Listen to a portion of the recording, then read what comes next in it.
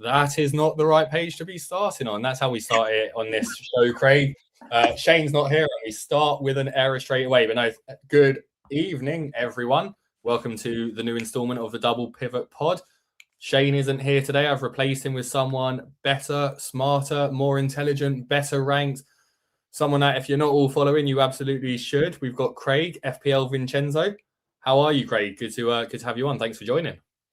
Yeah, thanks, mate. Yeah, all good. Nice to have a good FPL week for the first time in 2 or 3 weeks. The plan was to sort of peak in this little block of fixtures, so it was a good start this game week. So obviously always good for the motivation and the morale, isn't it, if you've had a good game week? So doing well. My team's not in as much chaos as everyone else's, I don't think, going into this week, which is obviously nice as well. So everything about fantasy right now is pretty good, I would say. Maybe not about Villa in the real world, but we'll talk about that at a different time. We'll find time to talk about Villa as well. I'm sure we can find time for that today. But I agree, it's interesting. I was planning on going for a long run with Baker on Saturday because we live quite close to each other. And my knee was playing up as the main reason.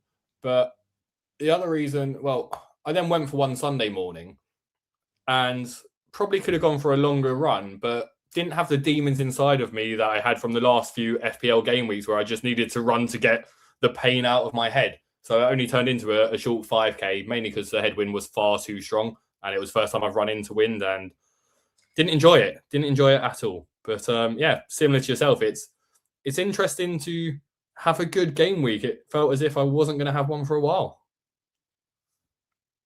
We've recovered. Maybe not completely recovered, but we've recovered a bit. A bit, yeah. That's it. It's better, let's say better, but still not happy. And it feels bad, particularly in my situation where the rank's not necessarily bad, but it feels more painful when things go wrong. When you've been at the highs. I know you had a good season last year, and I imagine you went through the same, right? When the red arrows just hurt so much more when you've got a decent rank. I dropped from like 8K, I think, to about 150K in the space of about 4 game weeks. I managed to get it back over the last sort of 10 or 12 weeks back to finish 3K. So, but when you're at that 8K point, you start dreaming of big things, right? You genuinely do think you can win. You certainly think you can finish top 1K as a minimum. And you think you've got it all worked out, all under control, and then a set of circumstances happen. And you realise how quickly it all unravels itself. And well, you and I were saying the challenge of that is tough. Well, that's it. We talk quite a lot and exchange voicemails during the week. And like before the double game week, we were talking about how I'm sitting in the top 1,000. This is the chance to win it all. So Kai Havertz comes in, and then Kai Havertz spends his time on the bench, which they're the moments where you do genuinely, you go from the highs of like, nothing can go wrong here. This is my opportunity to win the entire game. Oh, look, my team sucks. Doesn't suck though. We'll get onto our teams in a sec, but I think you just put it down as bad variance. I think I've said to you before, there's probably, well, I know any player can have a good game week, but in this particular block, there was probably 15, 20 players where it was genuinely realistic they could have a good game week. And you can't have all of them, right? You put yourself in the best position to have as many of them as you can. And then it's in the luck of the gods at that moment how the variance is going to fall. And for a block of games, literally all of my players got 2 points, and all the players I didn't have got like 12 or 14. You end up sitting there with big red arrows.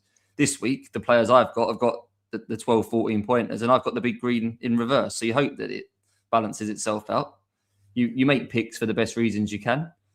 I think both of us know deep down if we've made stupid choices. I think there's a difference between unlucky and stupid. And you just hope that once you make a good choice for a good team with a good fixture, then you need some luck. You can't predict if you don't own Cole Palmer that he's going to score like 3 penalties in 2 game weeks. That's the sort of thing you need, right? Anyone going for Mo Salah for this block, he could get 3 penalties in 2 game weeks. And it could be an incredible pick, having not looked like doing very much for ages. So put yourself in the position to get lucky is what I normally say. Yeah, no, I think it's a fair approach to it, definitely. I'm just going to say hi to a few people here. Andrew Barson's highlighted that once again we've clashed with the FPL Pubcast team, which isn't deliberate, just only time I could do today. So yeah, had to run with it, but feel free to jump and watch them and come back to us and rewatch us. Who goes to the pub at this time of the day? Pubcast should be on later than this. We're at a good time. They're at a bad time. They're too early. That's it. Unless on a Thursday, it's acceptable to be in the pub by now, right? Like it's the standard thing. If you work in an office, you go to the pub on Thursday, you then wake up Friday morning hungover. But yeah, who else do we have in with us? We've got Eddie's joined us live. We've got Geddy in the house. We've got Paul's in the house. We have YSBHC, who I don't think I've seen before. So thanks a lot for joining us. Eddie said hi to you. And I think I said hi to Geddy, CH as well, DM McDonald. Yeah, we've got a good group. Got a good group in so far. So thank you all for joining us live and not the pubcast. Do appreciate that. We, as some of you might have seen, we've kind of changed the format of the show up a little bit to, hopefully make it run a little bit more succinctly. And up first is last week's teams. And the first one we've got here is actually Shane's one. So we'll, brief amount of time on it, but 77 points for him, which is the green arrow up into the top 50k now. I'm gonna look through it. He had Haaland in, didn't have him captained though. He always had Bruno captained, and I think he had Krupi that came off the bench for him. Which, looking at his bench, there really wasn't another option with a bench full of flags in there. I guess a little bit surprising that Kelleher didn't start with the baby news out of nowhere, and all his defenders getting an attack in return, which pretty good accomplishment, that. Yeah, it's incredible. 3 goal scoring defenders. Yeah, very unusual. Don't know if you saw, but Andy Martin had Saliba as well. So he had Saliba, Timber and Gabriel all getting points. Shame it didn't deliver in a double for him, right? This is the swings, right? That's it. I'm sure most people with double Arsenal defence would have sacrificed the returns this week for something more during the double. That's the variance, right? You need the luck at the right moments. It is, but yeah, 1.2 million game week rank for him. So good work. Used both of his transfers. I can't remember who he would have bought in, but yeah, not too sure actually looking at his team. Maybe Virgil and Thiago would be my guesses from the previous week. Then we're on to your team with a massive 93 points and a 78k game week rank. Talk us through that team. That's definitely a good result. Yeah, I used my 2 transfers. So I bought in, who did I bring in this week? I bought in James. I sold Timber and I sold Enzo, and I bought in Semenyo and James Hill. So I sold Timber's 8 points and got Semenyo's 8 points. I think Enzo got 2 and Hill got 2. So I've used 2 transfers for no gain, but felt like I set myself up a little bit better for the long term. So I was a bit unlucky because I've had I don't want to start off with a negative considering how well I've done, but I had Lacroix for like 25 game weeks, played in them all. Didn't get 1 goal out of him. As soon as I sell him, basically he scores the next week. Sold Timber, he scored, having not scored for me for countless weeks. So variance wasn't there in that sense, but in other ways it was pretty good returns from Harry Wilson. Obviously, for Haaland, I got Tarkovsky on for 3 points, and I actually started Joachim Andersen as well, who obviously was ill. So Hill came on for the 2. I put Hill and Garner clearly the wrong way around on the bench. Cost myself another 4 points there, but yeah, on the whole, basically, I've been setting up for this. I sacrificed the last block, 24 to 27. I didn't load up on Chelsea. I didn't really load up on Man United and teams like that I didn't really get massively excited about the double. I had Wilson, Thiago, these sort of guys for quite a long time. I kept them through the weaker fixture run, knowing that they'd be popular for this run. Nice to get that immediate return from them. And I feel like I'm in a position now for this next 4 weeks where I have 2 Liverpool players. I have 2 Fulham players. Thiago's there. Rodgers has decent fixtures. So I'm in quite a nice spot, I think, moving forward now. That I feel like I should get some more green arrows in this run. Maybe push into sort of top 50k. So I'm up to about 80k now overall. Nice. So yeah, quite happy. Top 10k still very much the aim for you then, I imagine. Yeah, I think it's always possible at this point. Well, am I 30, 40 points away from it? I think maybe a bit more than that. So obviously I've used my triple captain on Gabriel, so that's gone.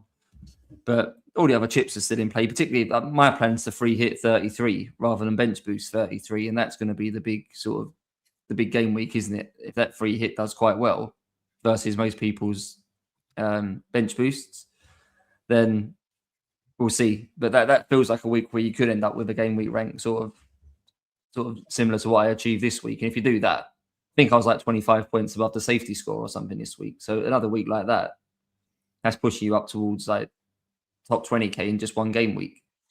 So there's enough players here that I feel like can have a big week. Even I think I saw in the chat Morgan Rogers getting a bit of criticism, understandably. But if he throws in one of his 17 pointers, what he's more than capable of, that's probably enough to get you a green arrow by itself, isn't it? That's what you hope for. You've had Thiago have barren runs and then pull off a 17 pointer. Ekatike's not done a lot for a while, then randomly throws in a 15 pointer. Maybe it's Morgan Rogers next, right? Well, we had 4 or 5 blanks from him in a row. Are we staring at down the barrel of a 17 pointer soon from him? Maybe it'll be game week 31 against West Ham or something. But maybe it'll be against Chelsea, because I'm seeing a lot of people sort of other issues with their team and looking at maybe a Rice and going, oh, I should sell him. But then they're benching Rogers. You're going, interesting decision. It feels like that could be one of those games where you're kicking yourself because you start Rogers every game and then he plays Chelsea and ends up getting a 12-pointer. Yeah, I don't think you can sell him. I imagine most people, there's a question in the chat now, I think most people have probably got bigger flags than him. He is playing. He is going to play 90 minutes. Villa are in a bit of a mess right now, massively struggling without our first choice central midfielders.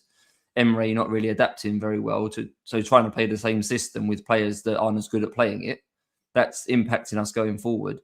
But Rodgers is still the talisman. He's still the player we're trying to get the ball to. He's still the player that is likely to create something out of nothing, whether it's a long shot or a moment. And so by having someone like that in your team that is playing 90 minutes, is a talisman, they're always likely to get returns, right? We know he was one of those last year, like Ismail Assar was one, Antoine Semenyo was one last year, where their returns were just so unpredictable. And quite often we bench their points.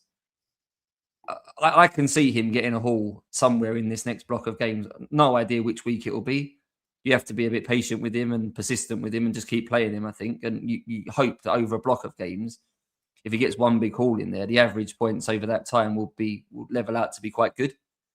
You just have to accept the 2 and 3 pointers in amongst it. But I think we'll get a big score from him at some point.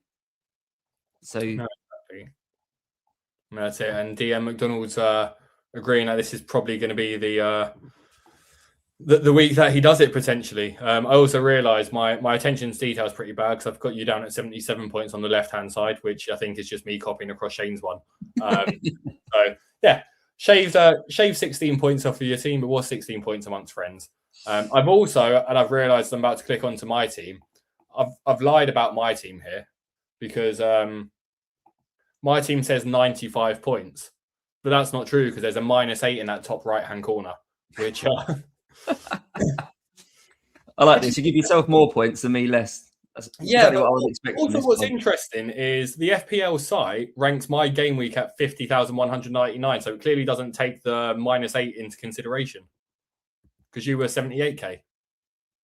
So what you're saying, if you want a game week rank of 1, just take the bigger minuses you like, because as long as you get the points, we'll give you the game week rank.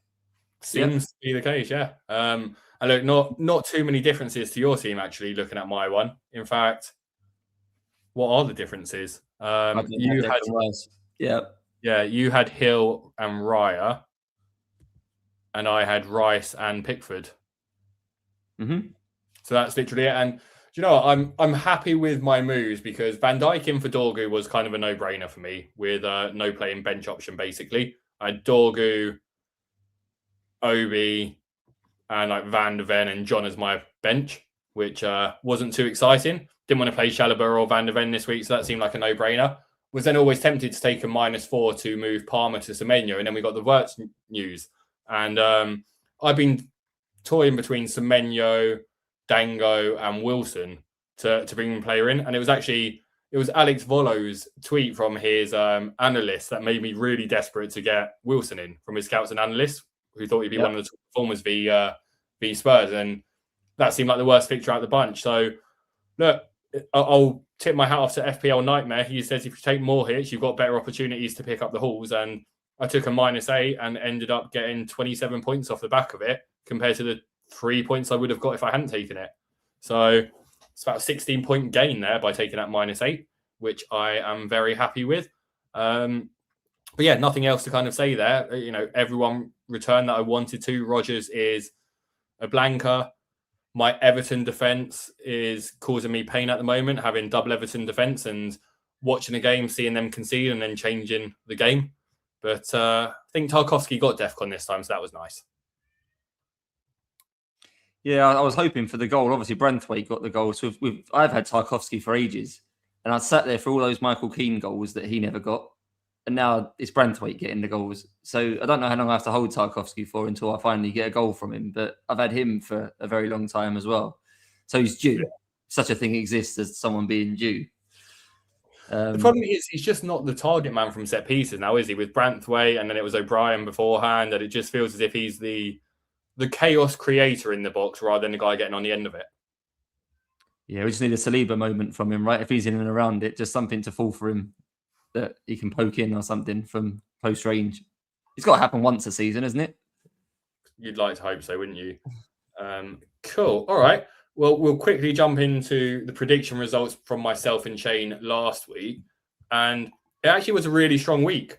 We got a lot right. We got a lot right here. So greens are the right results and an underlying green is a correct score.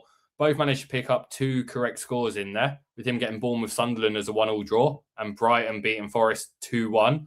And I got the Arsenal and the Fulhams as the correct scores in there. I've also realised I've cheated Shane out of 5 points here because I thought we got exactly the same amount of right and wrong answers here. So the next slide won't make too much sense. But I guess, Shane, any fixture in particular stand out to you, a result that kind of shocked you or one that gave you more encouragement out of the list? I'm just going to run and kick my cat away because he's just meowing at the door, but I'll let you quickly tell us about the game that stands out. I think Liverpool-West Ham stands out for a couple of different reasons. It was quite surprising afterwards to see that West Ham had the higher XG in the game, the better chances. I think there's a big sort of furore right now to get Liverpool players in. If Haaland is out of this game week, I think the natural instinct is going to be to captain a Liverpool player. I'm a little bit weary because I say that they've won 5-2, but it's on data, it's very even. It's about 1.8 for both teams. So is Liverpool defence quite as good as maybe people are expecting? I'm not sure. Is Liverpool attack?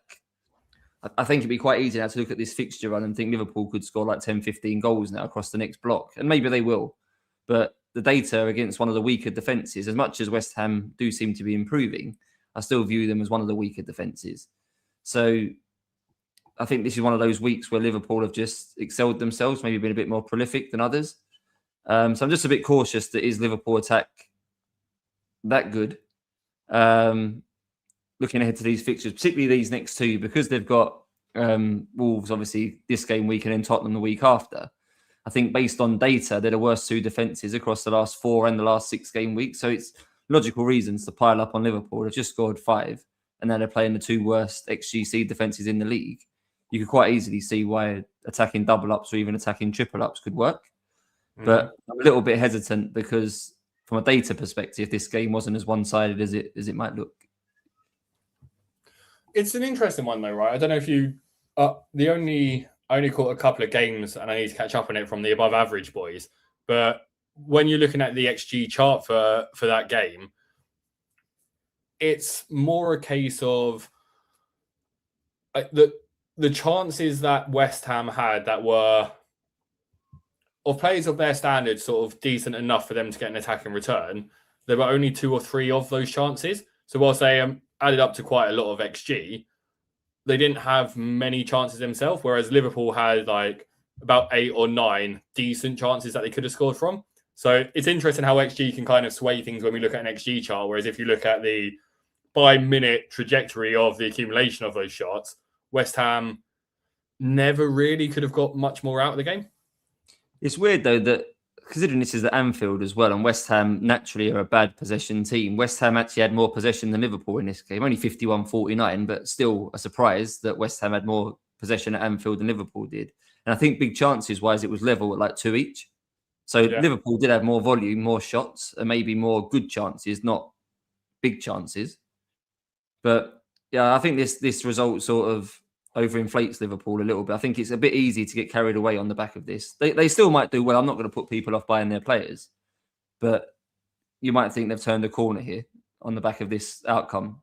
and it might just be 1 week of high variance.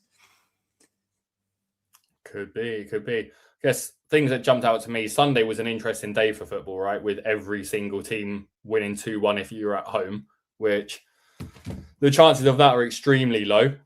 I can share the odds of both teams to score and the home team to win was 120 to 1 combined. Because I had a small little wager on that and bottled it halfway through the Arsenal game, where it was like, oh, yeah, that will do. That's enough. But yeah, the other one that kind of stands out to me, Everton scoring 3 goals away to Newcastle. And that's a Newcastle team playing once again a weekend game after a midweek Champions League game and losing and looking pretty poor. Yeah, I haven't rated them for a while. I had TL for quite a long time. Actually, before he started doing well, I owned him and then sold him just as he started to do well. So picked the wrong moment. But when people started to get sort of invested into Lewis Hall, I was hesitant. I didn't think the Newcastle defence was good enough and his attacking output was high enough to justify it. And yeah, I just thought for a while this defence is maybe, I think for the first sort of half of the season, at least the first third of the season, it was like second best on data behind Arsenal. So it looked really good at the start of the year for Newcastle defence and clean sheets and whatnot. But there was a clear shift. I don't know exactly what caused it. Was it something to do with Botman or Shearer or something? I don't know what caused it. But the last 10 weeks or so, they've been awful. So it doesn't surprise me, this result.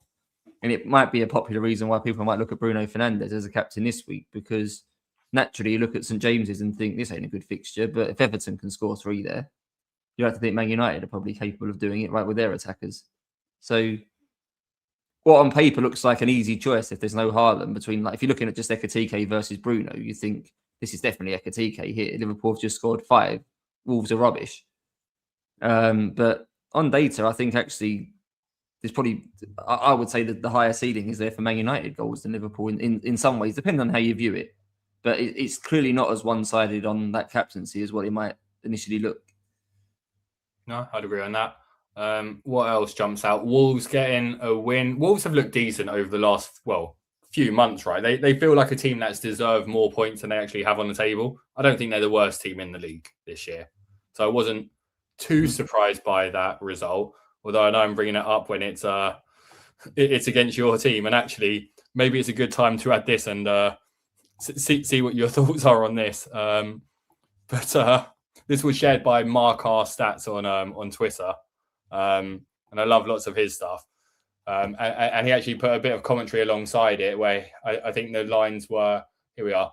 I wish we had a specific term for when a team exits a hot overperforming run and quietly drifts back down towards average, where we can kind of see, the goals difference and expected goals definitely seem to be dropping back down after a very strong overperformance for a period of time. Yeah, a lot of long-range shots, right? For a while, we're in. Rodgers obviously chiefly involved, but Buendia scoring quite a few long-range shots, maybe Matt Cash with a couple, even other midfielders. I remember one game against Bournemouth earlier in the year. I think we won 4-1, and I think all 4 of the goals were from outside the box in that game, and Arna scored one as well. So we had... These are professional footballers, right? They should be able to shoot accurately from 25 yards. I don't see it as that much of a big deal when someone can shoot well from distance if you're a good ball striker. So I don't focus quite so much on this, particularly depending on who the player is. You recognise someone can kick a football properly, can't you, in some cases? And I think Rodgers, Buendia, these guys are good ball strikers. And is it that unreasonable that they can shoot from 20, 25 yards consistently well? Same as rehearsing, I don't know, free kicks and penalties and things, isn't it? Rehearsing long shots. So I don't see it as a massive big deal, but the problem at the moment isn't, I don't think that the reduction in output, we're not getting the ball into the same sort of positions on the pitch. We're just struggling to play through midfield. We've gone through a phase of dropping Pau Torres. I know he played against Wolves, but we've put Tyrone Mings back in the team for a while. That's not helped ball progression. Kamara and Tielemans massively not helped ball progression. And Villa, at their core, are a team that like to play through the middle of the pitch. Our whole structure is based around overloading central parts of the pitch. The wingers tend to play quite narrow. We end up playing like 6 or 7 central midfielders in quite a lot of games. And to do that, you need certain players to facilitate certain roles. And McGinn, as one of the sort of more advanced players within that system, we haven't replaced that with. We've tried Leon Bailey, Jadon Sancho. All these guys are trying to do that role, but they're not doing it to the same level. Anana and Douglas Luiz, not bad players, but they're not Kamara and Tielemans for the way they get the ball off the defence and play it through the lines. We're just really struggling right now. And I'd like to have seen Villa to try more of a plan B, even if it's quite direct up to Tammy Abraham or something. Or I hesitate to say the Arsenal way of trying to keep it tight and play for a set piece. We did it against Brighton on 1-1 when Tyrone Mings scored. But it's a bit of a fool's errand, I think, sometimes when something's not working, just to keep persisting on doing it. And Villa are doing it. Emery's not going to adapt how he plays, even though many key components of that system are unavailable. We're still going to try it with the secondary options. Unsurprisingly, it's not as good. And we're not just getting the ball into feet very well in the final third at the moment. And obviously that's where players like Rodgers, like Sancho, like Abraham and stuff can create you something. So until those players are back, this sort of period coming up will be quite helpful. I know game week 29 and 30 are close together, but then obviously into 31, into 32, there's quite a big break, isn't there, for fixtures? There's FA Cup games and international break. By then, not Kamara, he's done for the season, but Tielemans and McGinn might be back. True. Hopefully a bit refreshed and revitalised, then we can kick again for the last 6 weeks. I'm hoping that Chelsea don't find too much form. We can still finish fifth. I think that's still plausible to hope for that. But at the moment, we're a shadow of the team we were sort of 10 game weeks ago. So I wouldn't be confident on us winning any game of football right now. Look, good time of you saying about Chelsea. And this is another one from Mark our stats on Twitter, where, again, a little bit of commentary you put along this is the most frustrating part for Chelsea fans must be that they're one of the best sides in the league at 11v11. And this kind of shows it where... Yeah, it surprised me to see where Villa's sitting in comparison to the rest of the cluster here, of kind of sitting around 4th, 5th bottom, but not too bad on the expected goals conceded, right? Which definitely helps out when you compare it to some of the other teams that are there, like your Fulhams, your West Hams, etc. Our defence is a bit underrated, I think. Most people have hesitated on Villa defenders, but Maatsen is first choice left back now. He's like 4.2 in the game. Obviously, there is some risk to his minutes with Luca Dean. Dean played the weekend. But Maatsen's clear first choice, and we've got a left side bias going forward.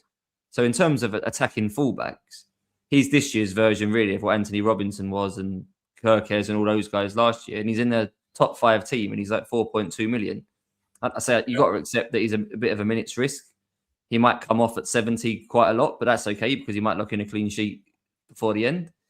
And he does get forward a bit. I think he had like 2 or 3 chances against Wolves. I think he had more chances than our attacking players.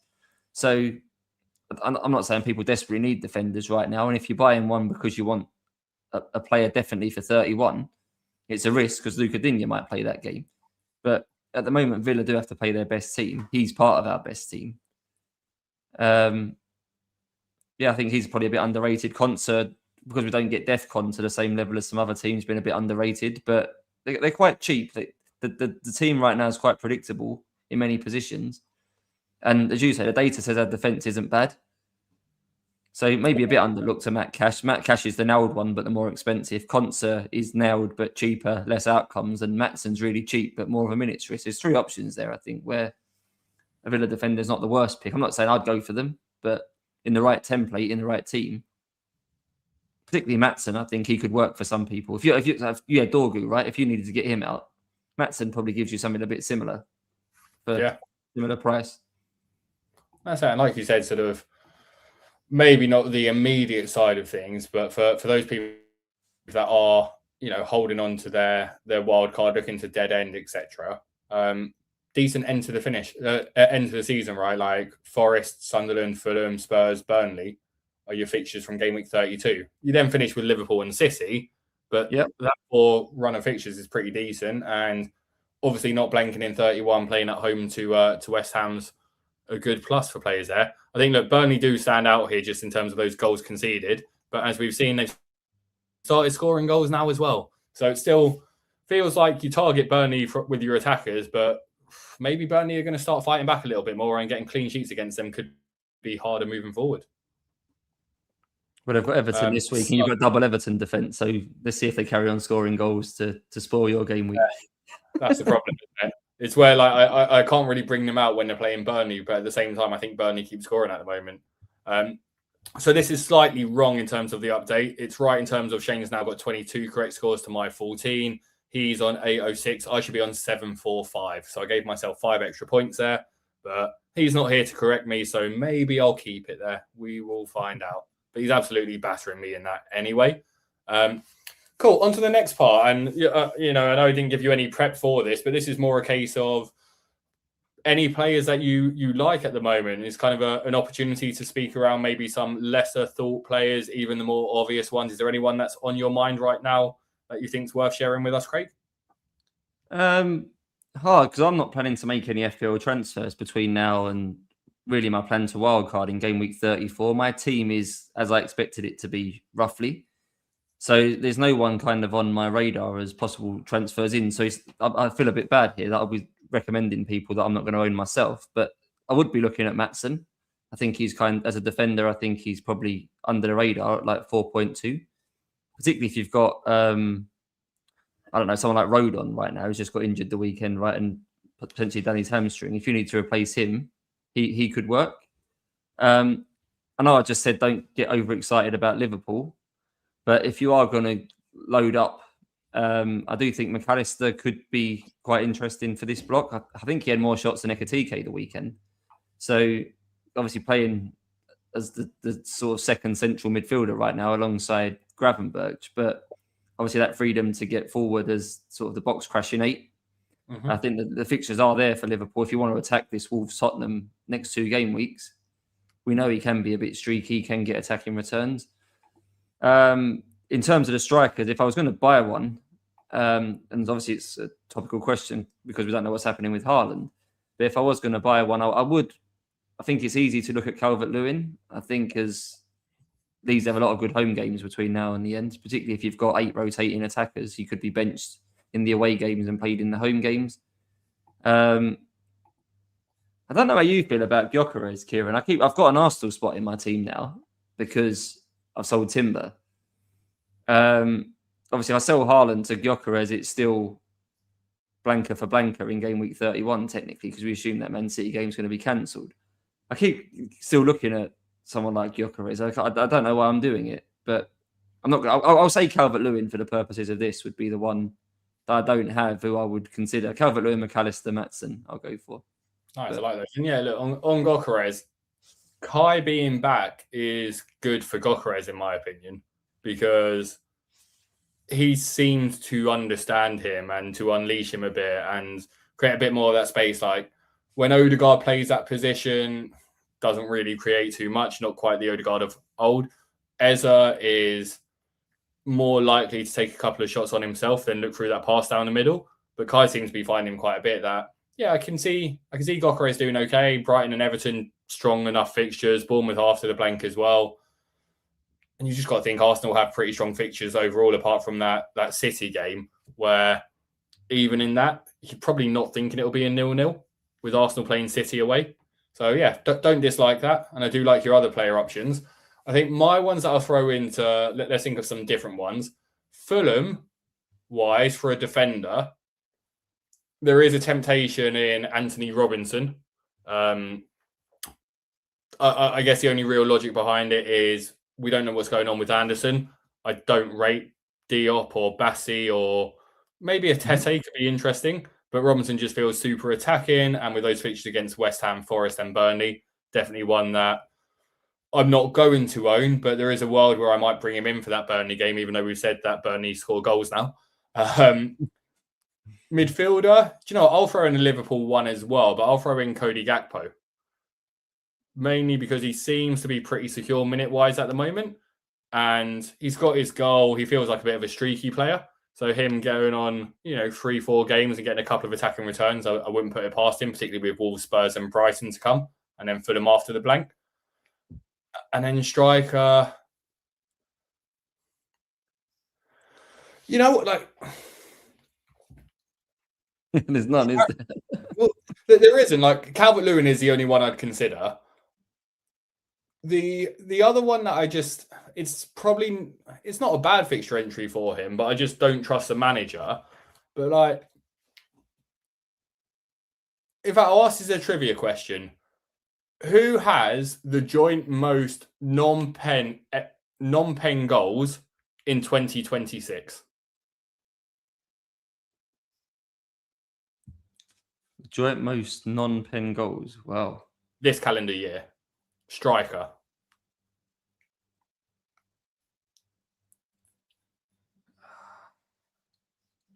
It's really hard. Please don't tell me it's Danny Welbeck. It's not Danny Welbeck. He might be joined with him, actually, to be fair. Benjamin Sesko has 5 goals in 2026, and he's played 260 minutes. And it just feels as if you watch Man United, how they're playing, particularly against teams that are doing lower blocks, it's more like a 4-4-2 that Carrick's doing, right? Like he's got Bruno essentially playing just deep of the striker and then having Ahmad wide. And they're putting lots of crosses into the box. But the problem is they've got Mbeumo in the box, and that's just not going to work. That's not Mbeumo's style. This weekend, Sesko had 3 headed shots on target, including his goal. And we know that he is incredibly good in the air. We know that him playing as a striker pushes Mbeumo to his favoured position on the right wing. And yes, it means benching Ahmad, but Ahmad's had like 1 attack in return in like 10 weeks or something. And it kind of gives a bit more stability to that United attack. And I think, looking against Newcastle, Villa, Bournemouth, Leeds, I don't think Carrick will start him in all of the games, but I think he should be starting him because I think he is the difference maker for Man U at the moment. I think he'll probably start in them all now. How many minutes he gets is obviously up for debate. But Mbeumo's not a forward.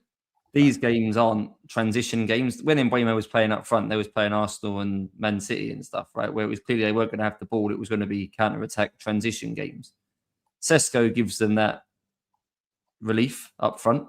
I think a lot of people, myself included, thought in the summer when it was like him and Gyökeres were 2 of the strikers sort of on the table in world football that Sesko's ceiling was higher. I think there's signs now that with a run in the team, with the right players creating for him, he can deliver on that. I don't hate it. I wasn't sure. I had the option this weekend just gone. I obviously sold Enzo and bought in Semenyo, but I could have afforded Mbeumo. And I just looked at these fixtures and thought, if I was going to double up on one of these teams, would I rather double up on Man City or double up on Man United? And even with the blank imminent, I still thought I'd rather double up on Man City. I can't go against that now. So I'm still a bit hesitant to double up on Man United. And everyone's got Bruno, right? Are Man United that we want 2 attackers? Maybe they are. I think maybe next season, depending on who the manager is, Sesko could be underpriced. There might even be a little window for him at the end of this year where he could be a genuine option. I don't think I would risk... If Calvert-Lewin's getting 90 minutes and on pens with those good home fixtures versus Sesko, who's not on pens and getting 65, 70 minutes and costs more, I think it's easier to pick Calvert-Lewin. But for those that are chasing something, I guess I don't hate it as a pick. No, that's it. It's not one that I think I'd be jumping all over, but I think it is one that, just stood out to me when it was actually James Alcott, one of his videos I was watching, that kind of went, here's how United can do better. And it was literally just saying, play Sesko as a striker. And that was before the game on the weekend. He was like, if you play him at a striker and you keep putting balls in the air, he will score.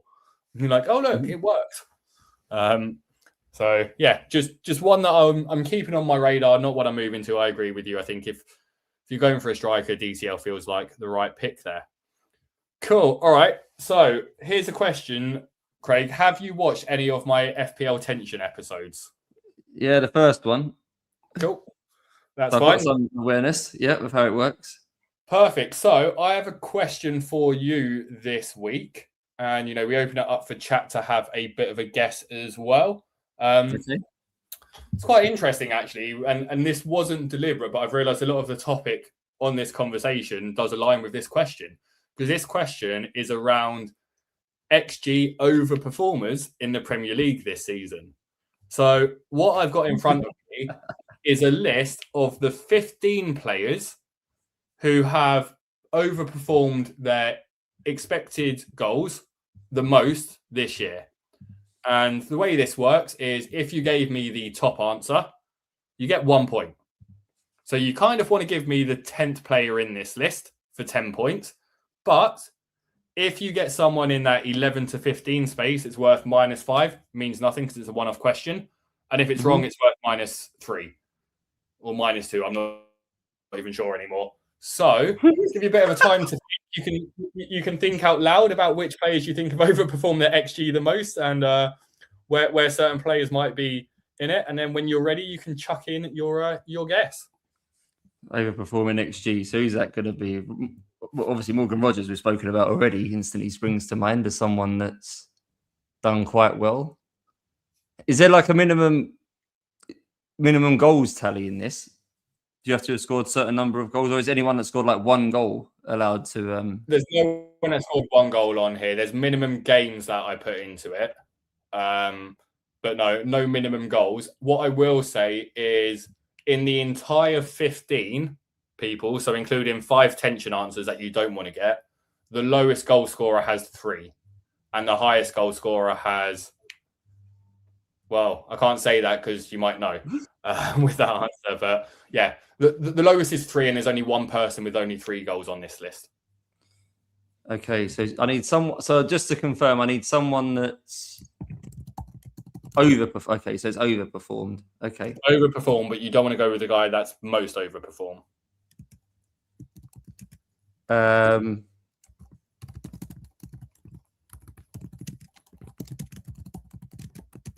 Who scored quite a lot of goals? Who won't have had a lot of XG? I'm going to go for the obvious names that spring to mind are Morgan Rogers, Harry Wilson, Bruno Guimaraes. I think those 3 will all be in there. Semenyo's probably up and around it, I would think. That's quite a lot of midfield. Eze could be around the top 10. Any strikers?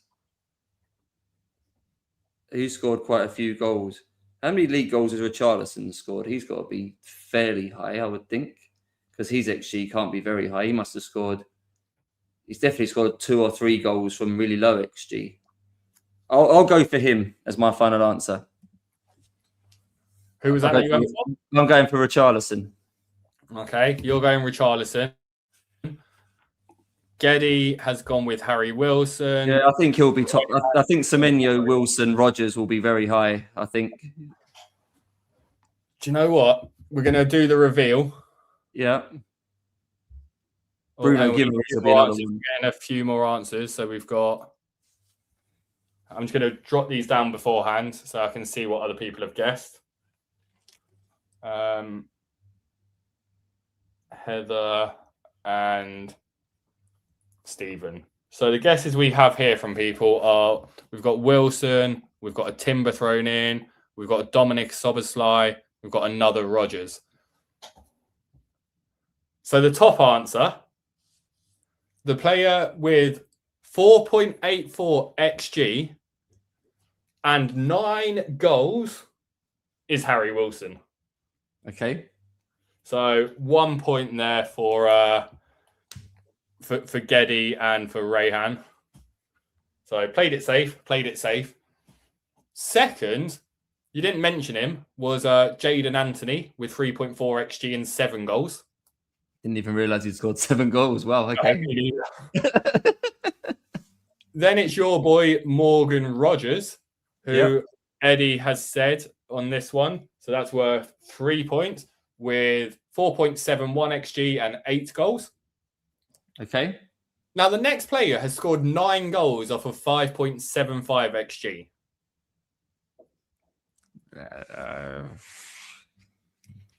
9 goals. Is that Bruno G? Someone like that? Spot on. Then we've got someone who scored 8 goals off of 4.82 XG. Lots of people own this striker. Thiago? No. No? Krupi Jr. Oh, well, yeah, okay. Yeah. This one surprised me, and I'm deliberately not loading the list up here because I want to keep it a little bit tense, but we'll show it on the next slide in a second. The next player has 1.11 XG and has scored 4 goals. Plays for Liverpool. That's probably going to be Gravenberch then, is it? Yeah, Ryan Gravenberch. We've Yeah. then got a player with 5 goals and 2.36 XG that plays for Everton. 5 goals. Dewsbury Hall? That's the one. We've How then many got are we a up to player now? who's How many on the list are we up to? 1, 2, 3, 4, 5, 6. That's 7th. Oh, okay. We've then got a player with 3.47 XG and 6 goals, 5 against Tottenham. Eze, I said him. I should have answered him.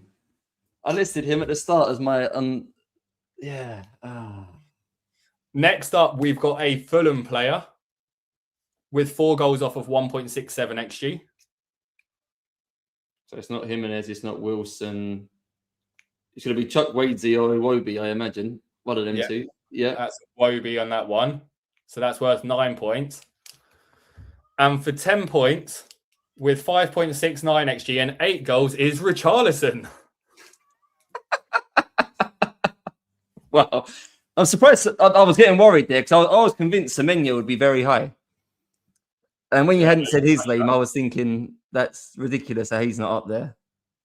You've smashed it. You've absolutely smashed that with the best score you could have got. The other tempters in there were Romero with 4 goals against 1.87 XG, Martin Zubimendi with 5 goals against 2.88, Antoine Semenyo. It's got high XG, right? So he's not that much of an overperformer with his 10 goals off of 7.94. Then another Villa player in Buendia, and then a Matty Cash. So 3 players in the top 15 that have overperformed their XG play for Aston Villa. They're the 3 players we try and get into shooting positions the most often. So it doesn't surprise me it's them 3. I'm not coming on here again. That's going to be a really hard score to match or beat, isn't it? So I'm done. I'm retiring from this game. That really, really is. You've absolutely smashed it. I'm going to get you on for a full episode, mate, and we'll just see if you can keep it up the whole way when it really matters. Cracking work. Look, next up, we normally do Veterans Vision, where Shane would normally go on a rant in his Scottish accent. Look, I can kind of guess what his rant would have been today, but I imagine he would have backtracked it with the FPL cartel and all of their information sharing. And I'm not one to say this. And look, the only point I'll add on it that Shane mentioned something to me was if people are paying for your content, then you owe it to them about your team. Absolutely disagree with that. And that'll be my main point on it, that whilst I don't think Let's Talk FPL did anything untoward whatsoever, I think if he wanted to during a deadline stream when he's got 25, 30,000 people and he's making a decision with the last 10 seconds and at least 50% of them aren't subscribed and aren't paying him, there's nothing that requires him to share what he is doing with his team. He is a content creator that puts out loads of quality content throughout the week to help people make their decisions. And that's what people pay him for if they are subscribers or premium members, etc. They're not paying to see what his final team is in the final 5 seconds before a game week launches. So, sorry, veteran, I'm not having your rant today. What a shame you can't be here.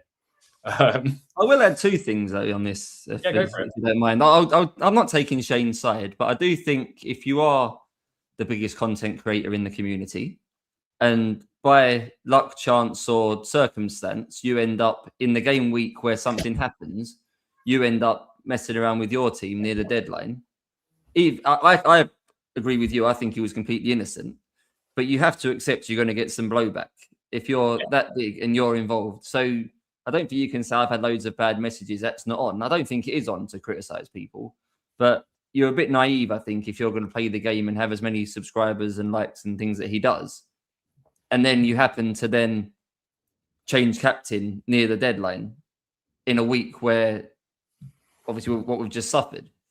Clearly people are going to not blame you, but involve you in any sort of curious criticism, I think. So this is one of the repercussions for being a big content creator. Luckily, it doesn't affect us too much, does it? But for someone like that, if we do certain things, and the other thing, I don't know how you feel about this, but I commit quite a lot of time each week to FPL and decision making and thoughts. There's never a time really where I'm still deciding something half an hour before the deadline. You've had a week to make your picks. You've had a week to decide if Harry Wilson's a better pick than Dango. You've had a week to decide if Haaland's a better pick than Bruno Fernandes. he's making 5-6 videos in a week. Has it really got to the point where 15 minutes before the deadline, he still can't decide? I know everyone plays it a bit differently, but should it come to that? Maybe everyone's different in terms of this isn't a casual player, though, that's remembered to log in right as a deadline's approaching, is it? Or we've not had a big leak around, like Lazy Newsletter hasn't come out 15 minutes before the deadline with some big information in that changes your plans. So obviously, each to their own. I'm not saying to Andy how to pick his team and when he has to decide, but if you're leaving a captaincy decision and a transfer decision to the last 15 minutes where you made 6 videos in that week all around these topics, I do question how it's got to that point.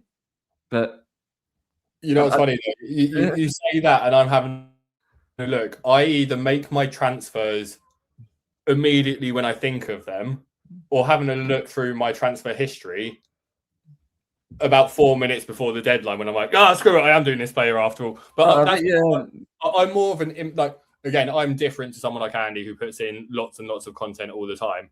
Mine's more, I'll have a player like a Madueke start whispering things into my ear, and I'm like, okay, I'm going to do it. And I'm like, no, don't do it. It's not smart. It's not smart. And I'll talk to people like you who go, don't do it, Kieran, don't do it. And then I'll find one person like 10 minutes before the deadline that goes, I don't hate it. I'm like, cool, done. Very impulsive, yeah. Very impulsive. And similar, right? Like, I think I called you before I bought in Kai Havertz, right? I'm like, just tell me that this is like removing Haaland for Havertz isn't sanity. Like, should I go Havertz or Gyökeres? And you gave me the wrong advice there. But again, like, I think I said don't do it in your rank. Yeah, true. Although, but I wasn't going to tell you not. I said if it was me, I wouldn't do it. But you don't need to take that risk. But equally, I can see why there's upside to this, and I can see what you could gain from doing it. Very rarely do I tell people in my sort of opinions and thoughts. I don't tell people what to do. I just tend to lay out all the possibilities and then make sure they've got what I think is the full information. And then if they want to make a certain choice from that point, they can. But it wasn't necessarily, he was a bit unlucky. You couldn't tell someone was going to get injured the day before a double game week, right? So one of those things. Would have absolutely hauled. And I knew Haaland was going to be injured last week, right? Like I knew it about a month in advance. So, I had that information. He actually told me when he was doing the Sideman video that he was like, look, I'm going to take a week off. Like, cool. Thanks for letting me know. I'll transfer you out nice and early. In terms of my own, I guess that I've only got a really, really, really quick discomfort zone. And it's more, I think Haaland put a tweet out today of like, here we go again or something like that, right? So he probably is absolutely fine to play. But the one thing that was interesting, I was on a space last night and people going, I might take Haaland out. And then they were talking about their midfield options, and the default happened immediately once again of, should I get Salah or should I get Palmer? Why? Like, just because you have money to spend doesn't mean you need to spend money in a season where we've seen that you don't necessarily need to be doing that. And one thing that stood out to me, and I kind of had a chat with Shane on the phone about this, and I'd kind of mentioned it on the space when I was there, it was Fran's space, is I like watching football as well as looking at the data of stuff. And one of my favorite things to talk around is, zone 14, that area just in front of the penalty box, right around where that D is, where best chance creation, best shots, etc. Players like Palmer and Salah absolutely haul when they're in that territory, cutting into it, finding a space, getting the shots away, threading the ball through to the striker. We have not seen either of them occupying those spaces this season, because for Liverpool, Ekitike is the kind of player who likes to drop deep into that 10 space quite regularly, and Salah's being pushed a lot wider. We're seeing Szoboszlai pushing forward, Gravenberch pushing forward. For Chelsea, we're seeing Enzo occupy that space, and similar type of striker in João Pedro who likes to drop deep into that. That, for me, these players, to justify their money, need to be taking more of those shots that we've seen them take in previous seasons, and they're just not having anywhere near the shot volume or opportunities to score. And whilst Palmer's been getting his rewards through penalties, the only real chance of a penalty I see coming up for Liverpool, I think Frimpong coming back does increase their chances of getting penalties with being able to do the overlapping runs and driving into the box. But Brighton's the only team that I can see leaving a leg hanging around for Salah to get that penalty in game week 31. The next two teams aren't particularly bad at giving away penalties. So, yeah, just an interesting point that just because you've got money, you don't need to spend it on a Salah or a Palmer. There are other options that are probably better options in midfield before you start going down that route. I do wonder, in the Arsenal-Chelsea game the weekend, it did feel like Palmer was a bit more central than he has been lately. I think he felt like he was playing more as a tip of the diamond type 10 not saying he got into great scoring positions, but he was in those zones more often. Yeah. So I don't know what his injury status was. I think there was something from Rossignol that he's fine. He might be a bit more tempting than the others.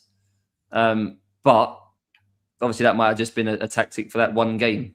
Whereas now Chelsea have got different games. Maybe they'll push him back out a bit wider again, particularly if Neto's now suspended and things. So too much unknown for me to do it. But I agree in principle that that's why Morgan Rogers is still quite good, right? Villa, get him into that zone. Yeah. Maybe not often enough right now, but that's the aim, is to get him into zone 14. Yep, exactly that. Cool. All right, we will jump on to the predictions for this week. And again, like we were taking far too long doing this in the past.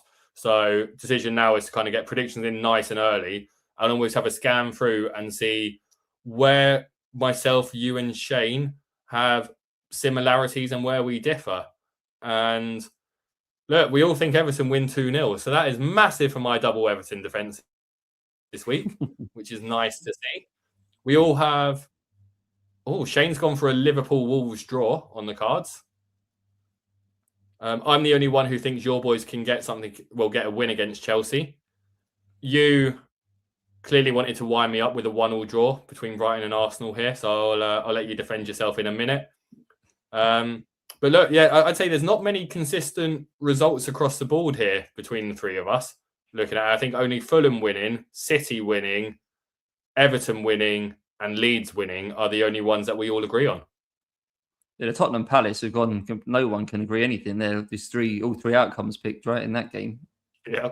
So the Arsenal one, I think they could score first in that game, Arsenal, and then it's what happens at 1-0, right? Do Arsenal sit back and try and soak it up and maybe get a second goal on counter-attack / transition? Or do they leave themselves open to conceding like they did against Brentford, where like a relatively aimless ball into the box ends up bobbling around, or anything can happen when the ball goes into the box, right? Someone might handball it by accident. I don't know. There might be a general flick on. It's so uncontrollable what happens. I can just see Brighton getting something. It's more Arsenal's attitude. I think they'll score first. What attitude are they going to have when they go 1-0 up? It was quite catchy. I saw a stat the weekend against Chelsea. The Chelsea obviously had Neto sent off and completely double the number of passes in the game despite having 10 men. That's not good, I don't think, from Arsenal to just accept that we're going to try and play for the 1-0 here. That's not going to... In some games, they're going to come unstuck with that mentality. This feels like one of those games. I always just feel like Brighton on any given game are likely to be a bit of a nuisance.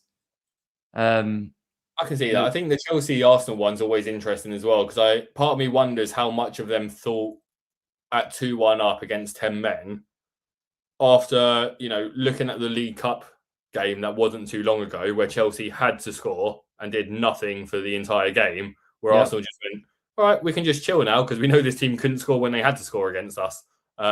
But yeah, no, I do agree with you. I don't have much confidence in Arsenal when they're leading a team by a goal.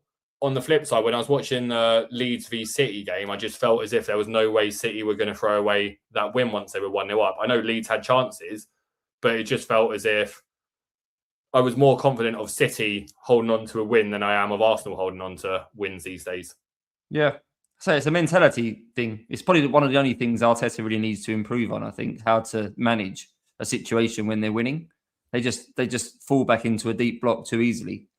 Yeah. And can you hold out for 30, 60 minutes? They've obviously got good defenders, Arsenal, but it's so easy these days. I say just a long-range, low-XG shot goes in, and obviously Raya's conceded more than his fair share of them this year, but a long throw, could it be flicked on, and is there going to be a handball? There's just so many ways a team can sort of get a sort of a lucky equaliser or an undeserved equaliser. And I trust Brighton probably a bit more than some other teams to manage to find that if they need to.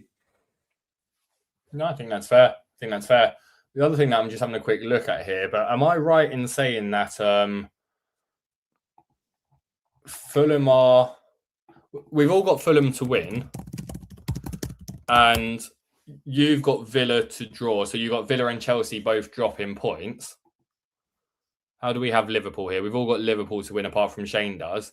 But are Fulham pushing for Europe right now? Because they're on 40 points and Chelsea are on 45.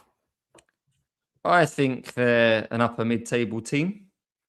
I think it's more circumstance with the fixtures. Obviously, they've just played Tottenham when Tottenham are at their lowest. They've now got another team that are getting better, but I think it's still one of the worst 4 or 5 teams in the league. They've got Burnley coming up. So the fixtures are there for Fulham have to maximise these fixtures in the order they've got them. I don't think they're good enough to finish top 6, top 8 maybe, certainly top 10. But I think at the moment we're just tipping them to do well because the fixtures have landed in an advantageous sort of order for them. It's a really good time to be playing Tottenham. I still think it's a good time to have a home game with West Ham. And say Burnley as well. Burnley, Forest. Their remaining games are West Ham, Forest, Burnley, Liverpool, Brentford, home against Villa, away to Arsenal, Bournemouth, Wolves, home to Newcastle. So it's a funny Premier League, I think, in the sense that I think that particularly the team that finishes 18th this year are going to be quite unlucky to go down because look at the capabilities of a lot of the teams that have been relegated in the last few years. They've been poor teams. I don't think, maybe Burnley aside, but I don't think many of the other teams this year are poor. Wolves, I don't think are absolutely awful. As you said earlier, I think they deserve more points than they have. The Nottingham Forests, the West Hams, the Leeds, these sorts of teams, they're a lot better than teams that have gone down in the past who have finished 18th. But at the top end of the table, there's no amazingly good teams either, I don't think. There's not one standout good team this year. I think all teams on their day are beatable. Arsenal just tend to play more conservatively and win more games than they lose. So the Premier League, the gap in terms of ability between best and worst is probably as tight as it's been. I think I've said a couple of times where sort of 4 or 5 years ago, if one of the better teams played one of the worst teams, you'd probably be thinking that good teams like 75%, 80% likely to win that game. I think now it's like 60%. I think a lot of games are not 50-50, but you'll probably know it from these predictions. A lot of these games, you think whoever the favourite is, it's probably 55-45 or something in a lot of games now.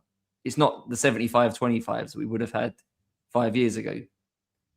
So the general quality of the league is a lot closer. I think tactically, the way football's going has made it a little bit like that as well. So it's good for the league because I think pretty much in any particular game week, any results possible. I'm surprised actually more of these games aren't between me, you, and Shane more difference of opinion. I'm surprised that all 3 of us have Leeds to win because that's far from guaranteed that outcome. And things like that. So. Yeah, it's a tough league this year. It really is. Cool. All right. I'm conscious that we've just gone past the hour mark. I know you and I both have a hard stop coming up. So we'll move on to team reveals. Shane's is up first. I don't see any changes here yet for him. So we'll maybe he goes on a run tomorrow morning and shares his moves. I know he's just appeared in the chat. So feel free to share what your moves are this week, Shane. But we'll skip ahead though onto my team is next somehow. So I've not done the order right here. I've already done a move. I've got rid of Obi and I bought in DCL. So that's what I mean. I either do a move the second I think of it or I wait till the deadline. And the reason why I've not waited till the deadline is because I'll be at work tomorrow and very high. There's not a high probability I'll miss it. But recently I've been helping one of my colleagues at work sort his team out. Because if he finishes below his girlfriend, who started a week late, then everyone that finishes below her has to do a forfeit. So I made 5 transfers for him when he had 5 rolled up, and he gained 30 points from those moves. And then told him to bring in Harry Wilson this week, so he gained from that one as well. So I'll probably be having to look after him again. But look, I'm fine with my team. My flags are Rice and Wilson. I'm not going to do anything about it. I think if Rice is fit and can walk, he'll play. I probably have more concern over Wilson, but I'm not getting rid of him before game week 31. And I'm kind of hoping that Morgan Rogers comes off the bench for one of them, if I'm honest, because I don't particularly want to be benching him at home against Chelsea, but I don't think I start him over anyone else in my team. That my only dilemma is, do I stick with Bruno as captain or do I look for someone else? And the challenge when you don't have Haaland is there isn't really an obvious captain choice in game weeks like this. No. I probably have the most faith in Man City scoring the most goals of the three options, really, which would naturally lend itself towards Semenyo. But he's still just not trustworthy enough, is he?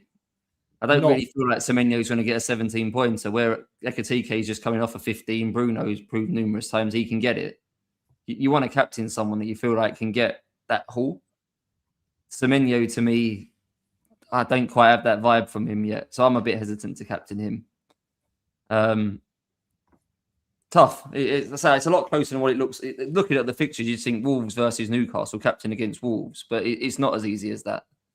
No, and I also, it takes a lot for a striker to get a haul compared to a midfielder, right? Like, Bruno got 1 assist less and 2 points less.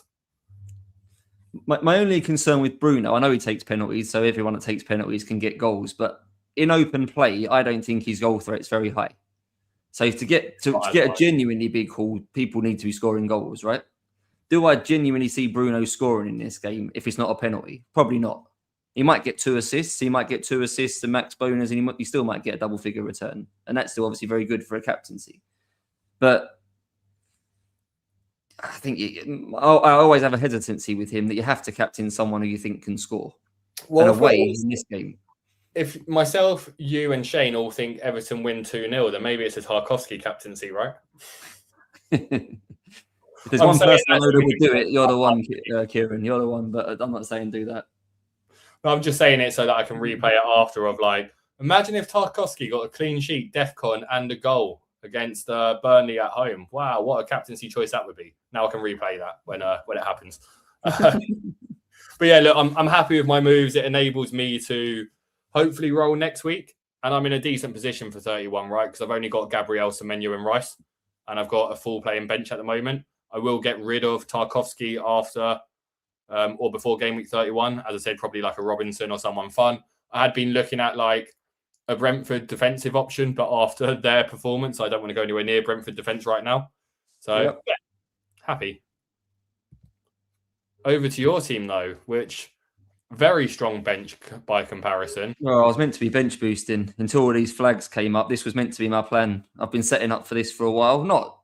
I kind of knew this was coming for me, that I was going to have this dilemma this week. So I thought I was going to bench boost. Play the free hit 33, play the wild card, probably 34 was the plan. I can obviously do that, but I don't think I'm brave enough to go through now with the the bench boost. Just too many. One of these 3 flags isn't going to make it, right? You kind of. I saw a comment as well about David Raya that he's carrying something. Now, I don't expect him to play, but that'd be ironic if he does a Kelleher and just does a no-show for no reason. So, like you, I've got Morgan Rogers first on the bench. My only good positive with that is if he's on the bench and does well, that probably means that Aston Villa have won. And considering the importance of this game as a Villa fan against Chelsea, I'd quite happily sit there with Rogers 15-pointer first sub if Villa beat Chelsea. I can live with that. But these players, when you hold them for all these blanks, you kind of have to keep playing them because there's a real fear that if you bench them, that's the week they're going to haul. So I'm not massively keen on benching Rogers, but a bit like you, like I could play him over Garner, right? Garner's not got the biggest goal threat. But what's the point in owning Garner if you're not going to play him against Burnley? I kind of feel like I should be playing him. So, yeah, I'm going to go ahead with this. My big decision, really, I've got a free transfer. I've got about $1 million in the bank. Do I do something to activate the bench boost? If it's looking like after the press conferences that my flagged players are going to make it, I think Haaland's put a tweet out today where it looks promising that he's playing. Joachim Anderson was ill. If he's only an illness, I know illnesses, some people take 7 days to get over an illness, right? It's only 3 days between the games, but I'd probably expect him to play. So the bench boost could still be on. I'd really like to get it played, but it might be a risk too far. I'll end up with a James Linden bench boost here where he gets like 1 point on it or something. Well, let's also, though, on the flip side, strong arguments that he got 16 points off of it. Because he got the Ekatike unexpected captaincy, yep. Yeah, because if all his players had played, I don't think his bench gets him 16 points. Yeah. So it feels as if one of those where, like, depends which way you shape it, whether it's a 1 point or whether, that's a bit of luck for me to gain an extra 15 there. Even still, like, he still had a strong game week, didn't he? So I had it first half of the season. My first bench boost got 7, which obviously isn't very good. I had 3 DEFCON guys in there. None of them got it, all in the same game week. Elliot Anderson, Lacroix, and someone else somehow all didn't get DEFCON in the same week when they was getting it every week up until then. But to play the bench boost, I made 3 transfers, and one of them was getting Harry Wilson in. This was right before he started on his first scoring run. I didn't desperately want Harry Wilson at that moment, but I had like 5.3, I think it was at the time, for a midfielder. He was by far the best in that price bracket. So I almost begrudgingly brought him in just because it facilitated the other moves I wanted to do.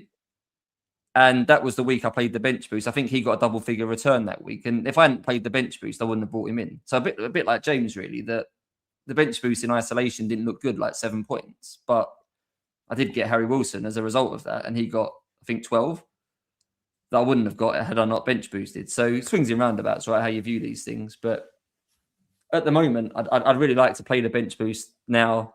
This team is more than capable of playing through 32. I've got then the free hit to play in the big double 33 and a wild card, then in the blank 34. I'm hoping to roll all my transfers.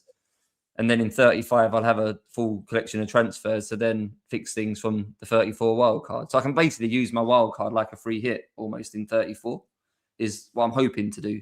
But all good plans go wrong, right? So we'll see what happens. But we'll see if I can get this bench boost gone. Exactly. And I'll just quickly share that Shane has said that he's probably going to do Rodgers to Wilson this week, which don't think that makes too much sense if Wilson is flagged. But we'll leave you to it, Shane. We will leave you to it. Okay. Well, we will quickly I've started a few questions on here, so we'll just quickly rattle through them. Sandri had said Rice and O'Reilly to Dominic and Virgil for a -4. I guess it depends how many players you have that are playing in game week 31, right? And I imagine these 2 transfers are to be able to afford the 2 players, you need to take both out, and you are getting rid of 2 non-playing game week 31s most likely for 2 that are. And I'm someone who I'm not really against the -4, particularly if you are looking at 2 players that are probably flagged. But again, depends on the context of the rest of the team. I don't hate it. That Liverpool's defensive numbers haven't been good. So Van Dijk's been getting most of his points through goals. That's not really sustainable. And Szoboszlai, I don't think had a shot the weekend when they scored 5 goals. Could end up, Wirtz might be back soon. Where does that mean? Does he go back to right back? I don't think either of these 2 have giant ceilings. They could do very well. The fixtures are there for Liverpool. But I think you could easily pick up like 2-3 pointers from these 2 players for the next couple of game weeks. There's probably higher upside picks than both of these if you're looking to move. If you need to move those players on with 31 in mind, I think there's arguably more upside picks. They're probably safe and steady, them 2. But for a hit, I'd probably be a bit hesitant for a hit, I think. Yeah, no, fair. Robert Ducky has said so many flags. What's a duck to do? Good to have you in here, Ducky. I guess just hope. Close your eyes and hope is what we're probably doing. It's just annoying that it's such a short turnaround, right? That you just don't know. I know we're getting the presses, but there's not really any time to properly train in between these games. So it's a difficult one. And we've got slightly longer ones, so we're not going to be able to go through the entire team, but just a very high level thing. Lamens, Gabriel, Guehi, VDB, Enzo and Brumo, Sar, Rice, Haaland, Raul, Strand Larson, Dubravka, Maguire, Thor, Wirtz, 1 free transfer. Should I roll? I haven't used the chip yet. Your starting 11 seems fine. Yeah, now Muniz is back. Will Raul Jimenez carry on starting all the games? I wouldn't hate doing Raul Jimenez to Calvert-Lewin. I think price-wise it probably works out. I know he's got good fixtures, but he isn't always one to play like 3 games in a week. And now Muniz is back. There might be a risk over his minutes. Might be a bit of a luxury sideways unnecessary transfer. Maybe you want to save it till next week and then do Strand Larson to sell Strand Larson instead with 31 in mind. Might make more sense because this team's got 2 Crystal Palace players in it. So maybe selling someone else maybe isn't advisable. So Gabriel Guehi already out of 31 and he's got Sar and Strand Larson. Yeah, it's probably roll, isn't it? And do Strand Larson And he's got Rice and Haaland as well. So, yeah, what's that? Strand Larson, Haaland, Rice, Sarr, Gabriel, Guehi. That's 6 players blanking. So 2 and 3 free transfers between now and 31, right? Yeah.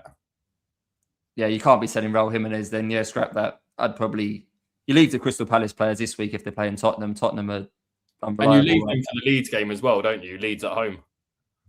Yeah, so this might be free transfers in 31 to get the 2 Palace guys out and somebody else. Rice probably. That's it. There's an argument to move maybe a Rice to a Dango or a Sade if you really wanted to mix it up this week. Yeah, you could do that. Or Morgan Rogers. There you go. Buendia, Mr. Overachiever. And then Eddie's got 3 free transfers, no wild card, but has his bench boost and free hit. What to do this week? Lamens. God, he's everywhere, this Lamens guy. Gabriel, Virgil, Hill, Bruno, and Brumo, Rice, Dango, Rogers, Haaland, Thiago. Yeah, team looks solid overall, to be honest. There's your subs. I guess we're not fans of Hall, and Mukiele's injured. And it depends when you're planning your bench boost. If you're planning your bench boost in 33, when you've already used your wild card, you've got plenty of time to be able to sort that out and wait for the fixtures rather than start taking gambles on it. And you are 1, 2, only got 3 players playing in 31, right? If I'm looking at this correctly. So it is a case where you need to sort out your bench players, to be honest, in Hall, Krupi, and Mukiele. Not necessarily Krupi, and Mukiele's probably back by then.